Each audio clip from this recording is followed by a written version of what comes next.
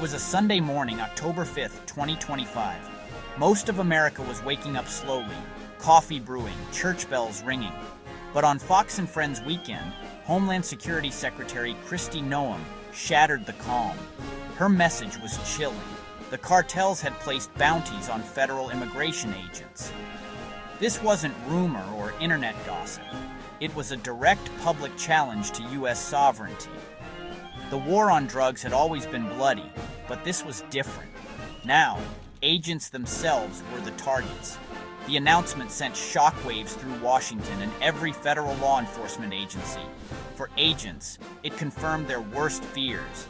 The enemy was ruthless, well-funded, and now hunting them. The stakes had never been higher. The badge was no longer enough protection. The border, already a battleground, had become an open hunting ground. Secretary Noem called it extremely dangerous and unprecedented. It was an understatement. The cartels were sending a message. Agents are fair game. The shield of the badge was no longer enough.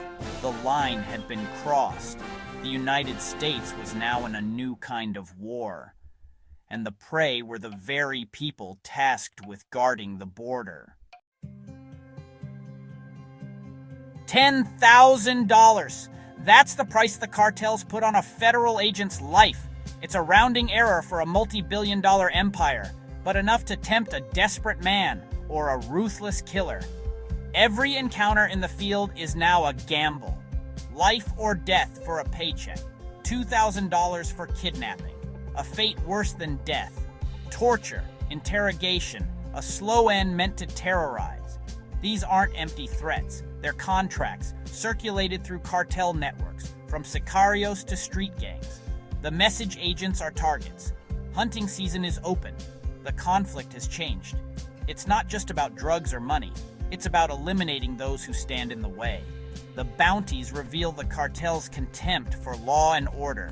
Agents are reduced to line items on a ledger of violence. The psychological toll on agents and their families is immeasurable. Every day, they wonder if someone will try to collect that $10,000. The threat is real, immediate, and personal.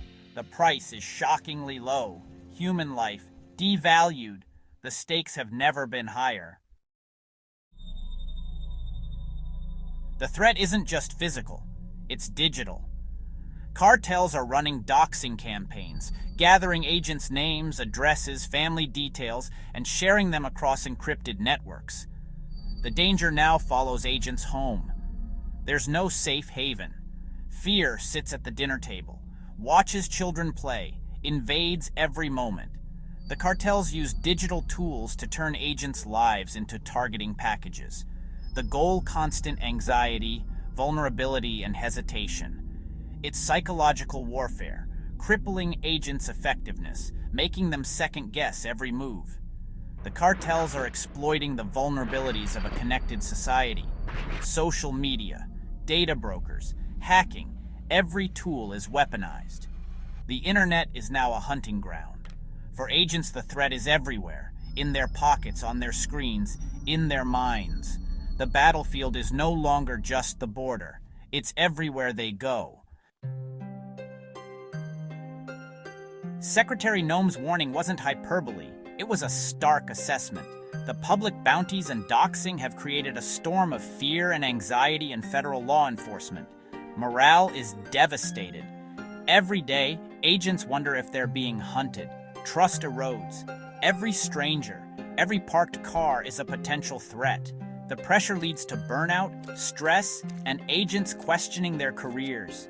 Recruitment suffers. Who wants a job with a death warrant attached? The threat isn't just to individuals, it's to the agencies themselves. Operations are curtailed, agents become cautious, and the cartel's strategy works: paralyze law enforcement. Agencies must divert resources to protect their own, draining manpower and budgets. The U.S. is forced onto the defensive, reacting instead of dismantling cartel operations. It's asymmetric warfare, and the cartels are winning. The institutions meant to protect are now under siege. The cost is measured in fear, hesitation, and lost initiative. Why this escalation? The answer: the cartels are targeting the most effective agents. These aren't random threats, they're calculated hits on those who hurt cartel profits. Agents seizing drugs, dismantling routes, arresting key players, they're the ones with bounties on their heads. For the cartels, it's business. Eliminate the threat, protect the bottom line. A $10,000 bounty is nothing compared to millions lost. The message: if you're good at your job, we'll come for you and your family. This chills initiative, discourages excellence, and creates a culture of fear. The cartels want the best agents to back down, leaving the field open. This isn't weakness, it's audacity. The front lines are now a war zone against powerful non-state actors. The threat isn't from a single cartel. It's a coalition: gangs, cartels, and terrorist organizations. This is the nightmare scenario: criminal and ideological motives converging. The lines between trafficker, gang member, and terrorist are blurring. US-based gangs like MS-13 act as cartel soldiers, now activated as potential assassins. The $10,000 bounty isn't just for a sicario in Mexico. It's for a gang member in any American city. The threat is now inside US communities. The mention of terrorist groups raises the stakes.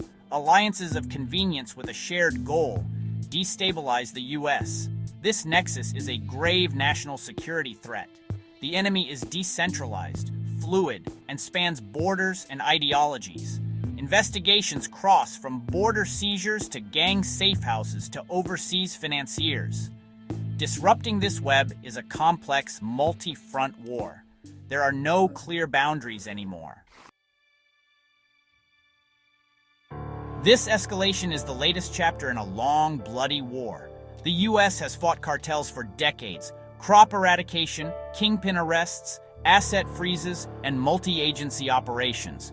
There have been successes: kingpins arrested, drugs seized. But cartels adapt. Cut off one head, two more grow. The 1985 murder of DEA agent Kiki Camarena was a turning point, showing cartel brutality.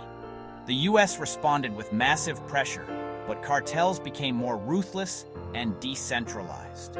Today's cartels are agile, violent, and tech-savvy. Synthetic opioids like fentanyl are now their most deadly export. The bounties on agents aren't new, but the scale and digital reach are unprecedented. The war has evolved, and so have the cartels. The US faces a smarter, more dangerous enemy. The end is nowhere in sight. The US isn't just on defense, it's striking back. In April 2025, the Justice Department charged Johnny and Jose Alfredo Hurtado Olascoaga, leaders of La Nueva Familia Michoacana, with massive drug trafficking. These men run a criminal empire flooding the US with fentanyl, heroin, cocaine, and meth. The State Department put an $8 million reward on their heads. This is the other side of the bounty game, targeting cartel leadership. The goal: destabilize the organization, sow mistrust, and encourage insiders to turn. Recent DEA operations seized over 100 pounds of fentanyl, $320,000 in cash, and made 22 arrests. Each arrest disrupts the cartel's supply chain and profits. The war is fought on multiple fronts. The US is applying relentless pressure, even as it protects its own. The fight is far from over. The US is considering a major shift designating cartels as foreign terrorist organizations. This move unlocks powerful legal and military tools, treating cartels like Al-Qaeda or ISIS. It reframes the fight as a national security threat, not just a criminal issue. FTO status criminalizes support, freezes assets, and targets entire networks. It weaponizes the financial system and allows for enhanced surveillance. In extreme cases, it could justify military action against cartel leaders abroad. The move is controversial, raising legal, diplomatic, and humanitarian concerns. Critics warn of strained relations with Mexico and unintended consequences.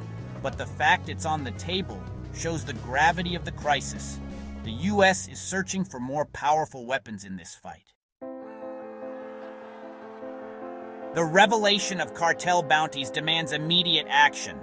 First priority, protect agents and their families with enhanced security, training, and if needed, physical protection.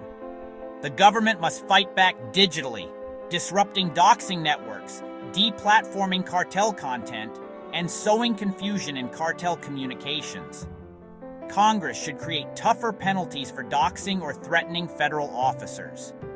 Diplomatically, the U.S. must pressure Mexico to act decisively against cartels. The flow of guns from the U.S. into Mexico must be addressed. Victory won't come from a single action, but from relentless, coordinated pressure. It requires a whole-of-government approach: law enforcement, intelligence, military, and diplomacy. Target the cartel's finances, leadership, supply chains, and enablers. Most importantly, stand behind the agents on the front lines. They are the thin line between order and chaos. Protecting them is a matter of national honor. The bounties are a declaration of war.